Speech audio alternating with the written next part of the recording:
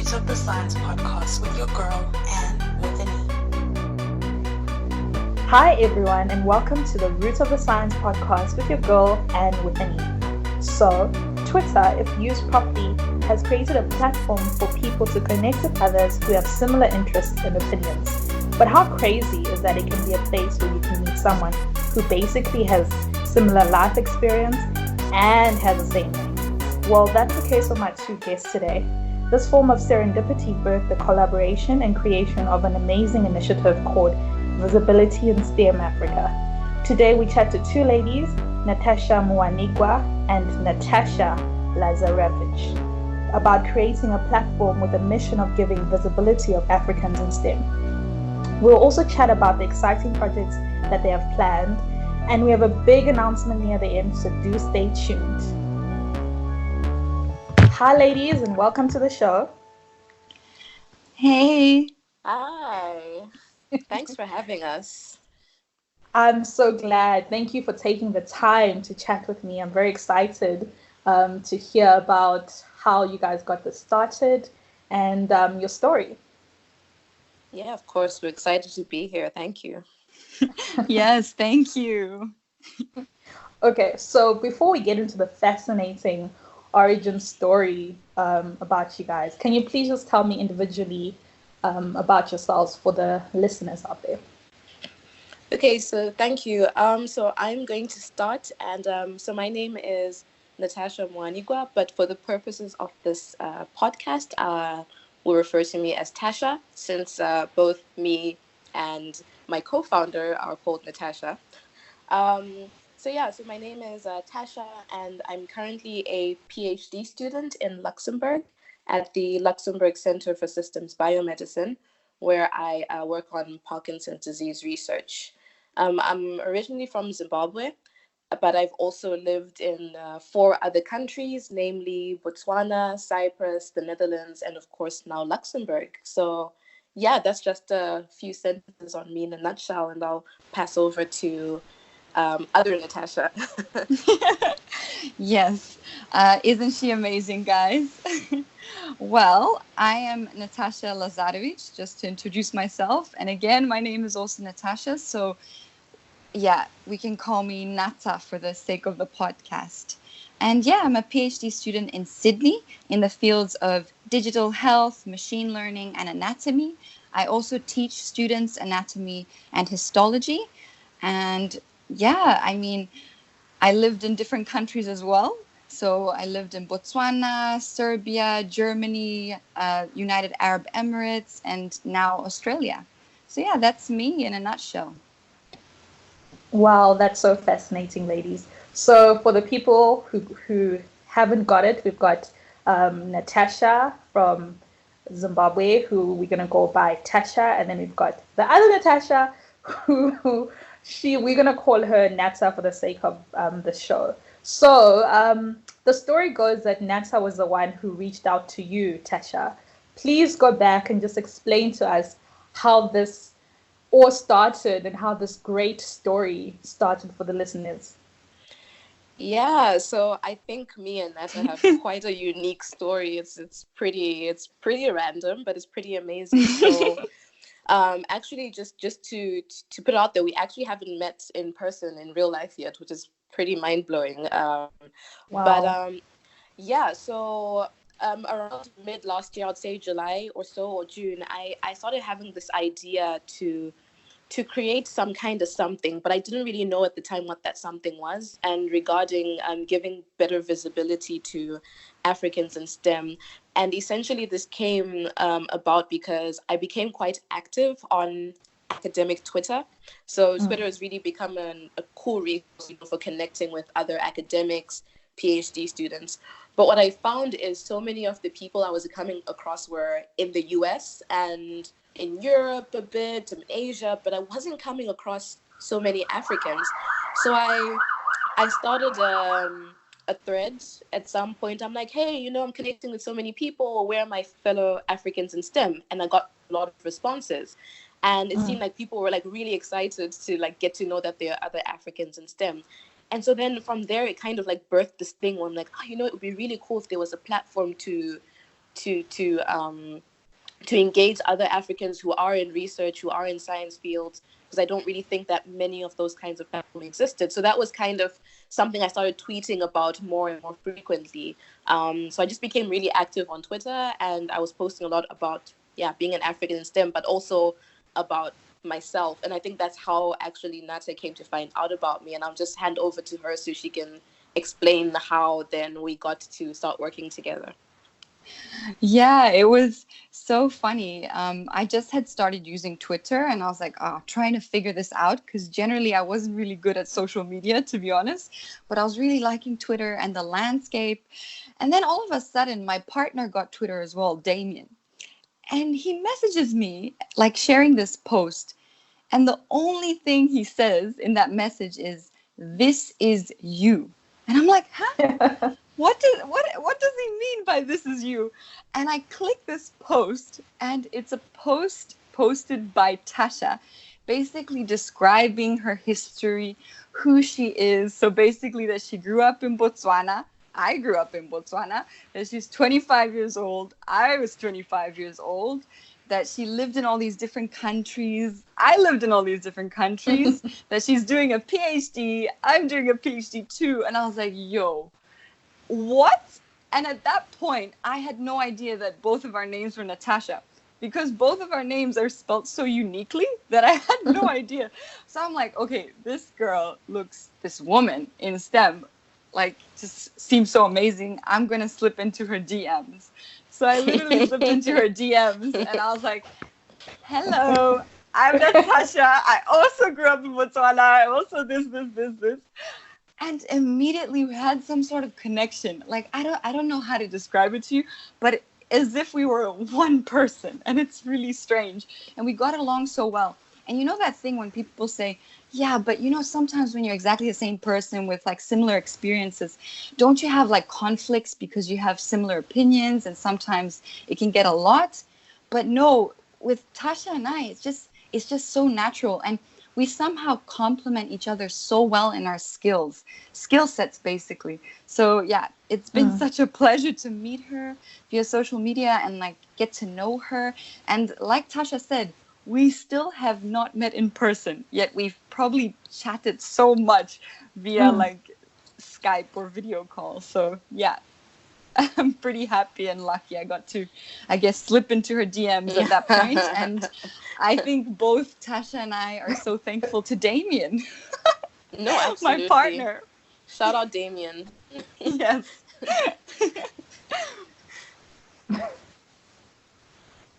Wow, that's fantastic. I love the story. So now, like you said, after slipping into her DMs, right, and you guys connect and you instantly hit it off, right?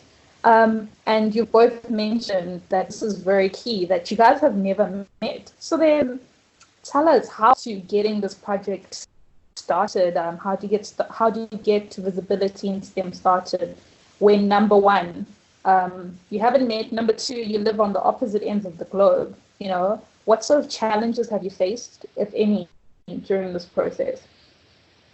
Yeah, so that's a great question. I think what's actually been pretty cool and pretty interesting is it's been a pretty smooth journey so far. Not to say that there haven't been challenges, but I think, from the moment we had that initial interaction in the DMs, it was just like we just connected. There was really a friendship that was built really quickly and a connection. So literally, I think I just mentioned to her very like in passing. It was like, so I have this idea. I want to create, some platform to give visibility to Africans in STEM because I think, representation is important, etc., etc. And this was in August, I believe, if I'm not mistaken. And then what was so cool is like Nata is amazing. Like she is just phenomenal, right? Look who's talking.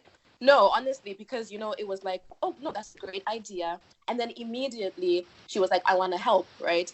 And I'm like, cool. And what was incredible was, a lot of times people are like, oh, yeah, you're doing a cool thing. I want to help you. But they don't actually tell you how they can help you. But immediately Nata was like, okay, let me tell you how I can help. I can help with logo design, with website design, with curating, information. Like immediately in the first mention of this platform, she was already giving like, tangible things that she could bring to the table. And like for me, immediately, I'm like, whoa, this is nuts because again, we've never met, and this person is just putting herself out there and just saying, okay, I can do ABCDEFG. And I'm like, damn, because at the same time, the things that she was putting on the table are things that I don't really have that expertise. So in my mind, I'm like, this is like perfect. So it was like, okay, cool. Let's exchange contacts. Let's Skype. Let's sit down. And literally, it was us having Skype meetings and just talking and figuring out, okay, what's actually the name of the brand? Is it Visibility of STEM in Africa? Is it Visibility STEM Africa? We did like market research, like, okay, what other platforms exist? How are they doing this kind of work? Are there organizations that already try and provide visibility? How can we be better? um, Everything from the logo design, like we literally built everything from zero, like thinking of the logo. Okay, how do you do logo design? How do you make a website?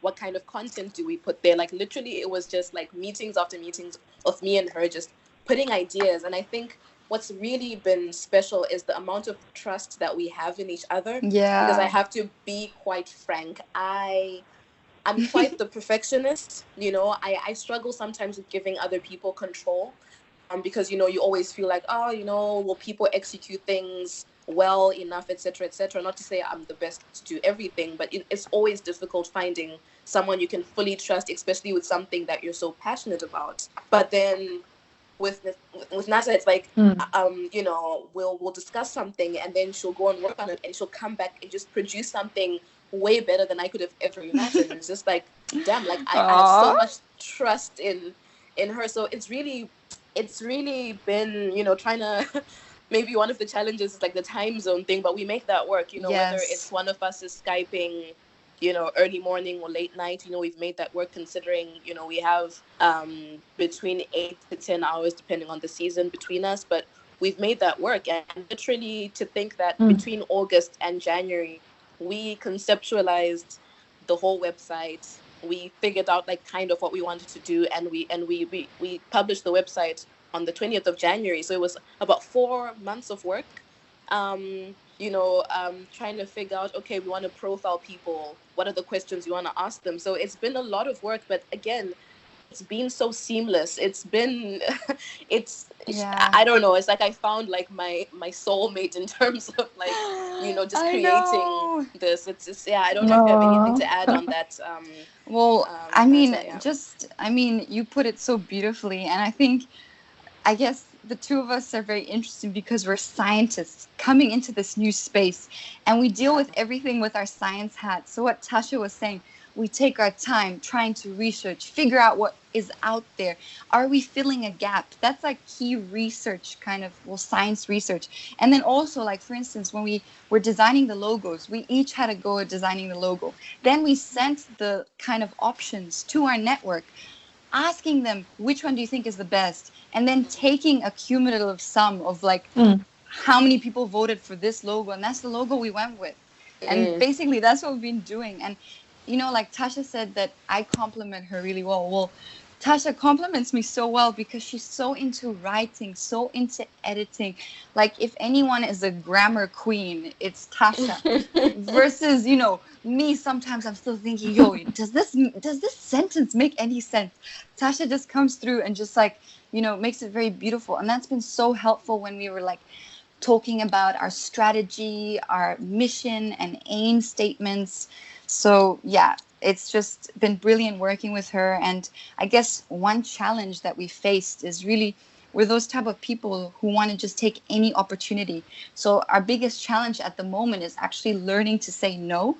And that's something both Tasha and I identified because we are PhD students, full-time PhD students, with all these other commitments, of course, in terms of our personal life. And we have to balance and prioritize. And, Tasha and I always want to help other people, but at the moment we want to prioritize visibility STEM Africa. So that's probably been our biggest challenge. What do you think, Tasha?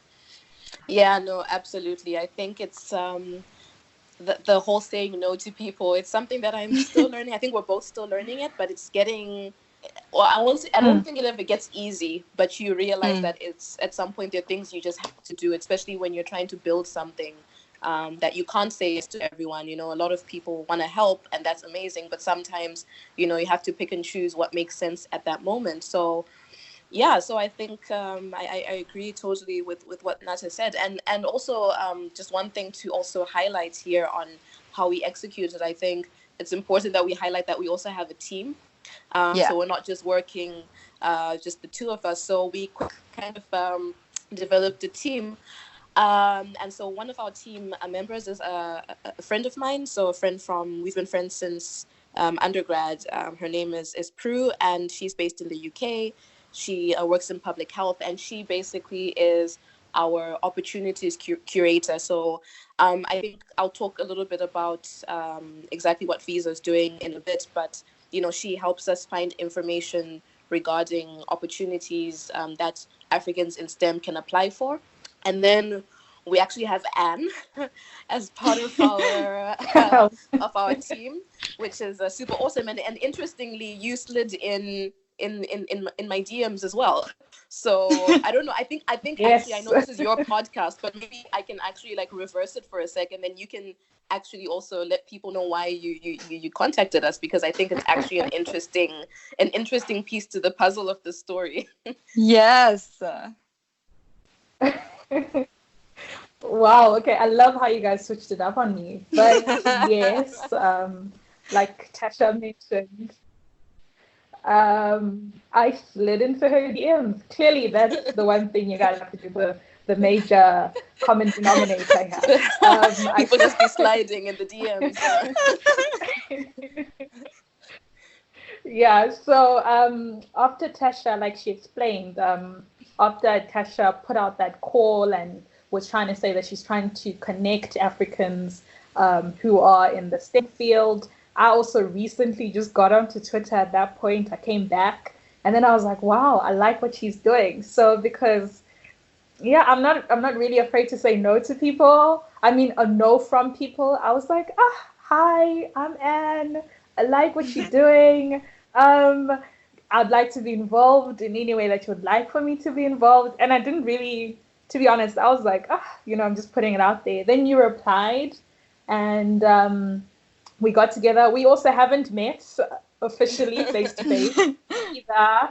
So yeah, then we got together and we talked by email, and then I think we found out that we have similar interests in terms of highlighting what Africans in STEM are doing, and just have an overall passion for science and getting people to see what other people are doing. So I also have to say now, because now you guys have turned this interview, it probably also helped birth the podcast series that I'm actually doing. So I just have to say thank you for the both of you for creating this platform. And but I'm gonna take back my seat and put you guys back in the hot seat. And just one thing. Yes. Just one thing.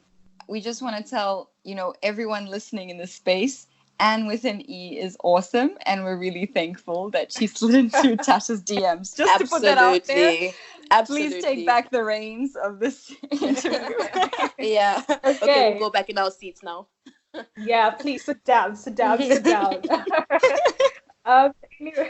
Anyway, I think everybody who's listening now can tell that there's a great relationship not only between the team, but you guys as the founders, right? And there's an overall common denominator, and we all have the same mission and vision of creating this platform. But I want you guys to explain it in terms of when you guys were conceptualizing this idea from August, right? What is the aim of visibility in STEM in Africa? And Apart from sliding into your DMs, how can people be a part of it? Okay, so just to just before I answer this question, just to add that we have one team member I didn't mention yet, who just recently joined, actually as of a few days ago. Was super excited about it. Yay! We now have a chief financial officer, so his name is Eno Mwamba, and he's actually a childhood friend of Nata's, who I think maybe I'll hand over to you before I answer the question that Anne just asked, because I think you know him a little bit better. I could probably do justice to his background a little more before we go on to talking about visa. Yes, I will happily do that. So, you know that feeling when you have these close friends who you really care about, and then they finally meet. So that was like my experience when Tasha and Eno met. We were thinking for a while, like, who we're missing on our team is someone with that finance background. And we're just thinking about it. A few of our mentors mentioned that would be useful. And the first person that popped into my mind was Eno. And as you can tell, like, even, just between the three of us, we have this positive energy. We have this can-do energy. And he epitomizes that. He's always challenging himself. Like, ever since we were kids, like in school back in Bots. I'm sorry for those that don't know Botswana. He's challenging himself, and like he just always wants to push the limits. So he's working, in Barclays. He started his own company recently. He is studying all the time to further his career because he wants to do a master's in Harvard.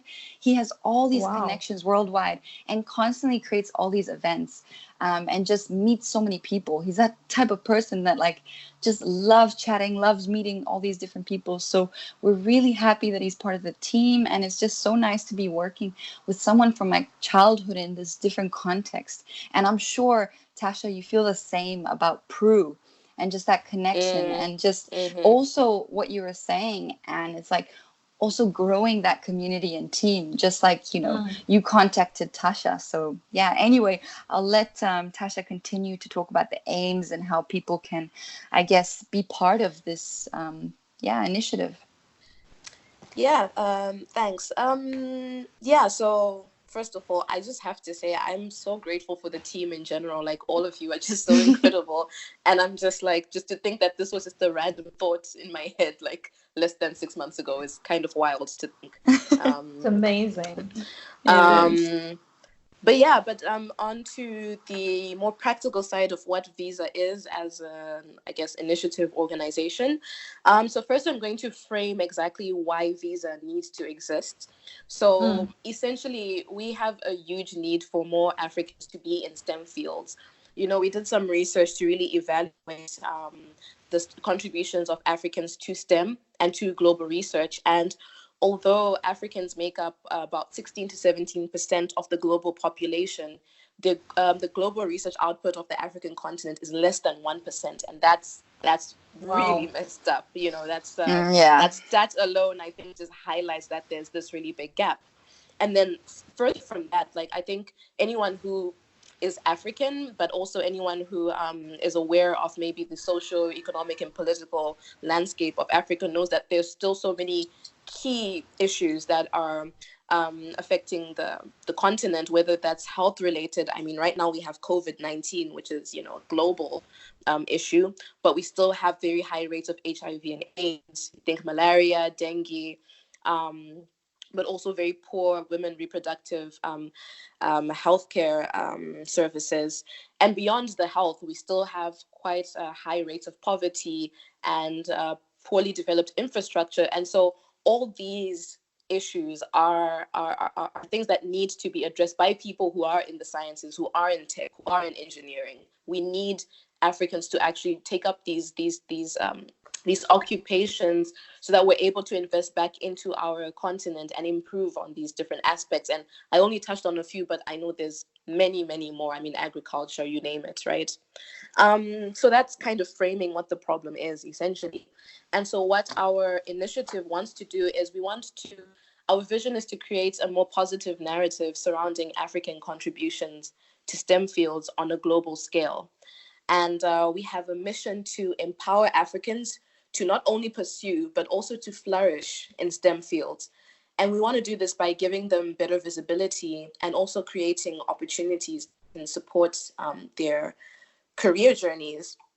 And just like a quick overview in some of the activities that Visa is already involved in, but we'll also be getting more into as time goes on. So, our brand is called Visibility STEM Africa. So we're all about representation. Representation matters way more than I think people realize. It's so important to see people who look like you in all spaces. You hear that so much in like TV and stuff lately, but it counts as well in science. You need people who you need to see neuroscientists and surgeons and whatever who look like you in order to be inspired to go for that. So through our website, through social media, through events, we want to provide more visibility for Africans who are in STEM fields.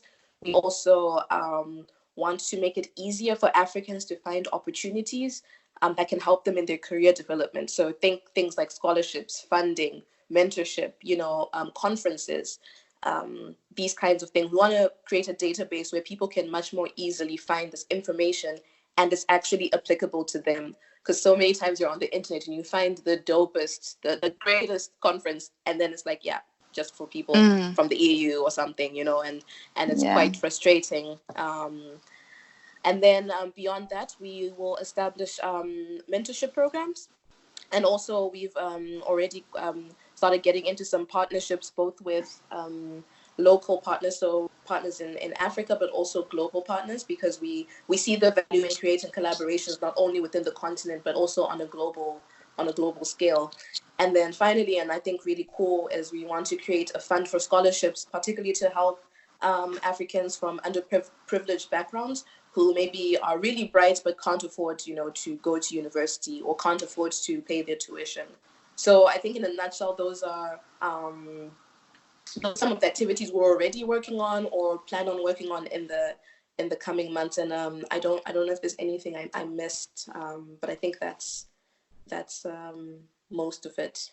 I think you put it so beautifully, and you just described it really well. I think the only other thing I would add is just what we always talk about, that this organization isn't about us. No, it's not exactly. A platform to promote us. And I mean, Absolutely. A part of a platform growing, of course, is having the people who are co-founding have large social media followers, so you can kind of retweet and share things and have a large following like yourself. But in reality, that's only a means to an end, and the end is to just give our, I guess, organization greater exposure and to be able to promote the visibility of Africans in STEM. So I think you put it beautifully, Tasha. Thank you. And that, ladies and gentlemen, brings us to the end of the first part of my interview with the VSA ladies, Nataša and Tasha. Stay tuned for more in part 2, because that's when the big announcement is coming.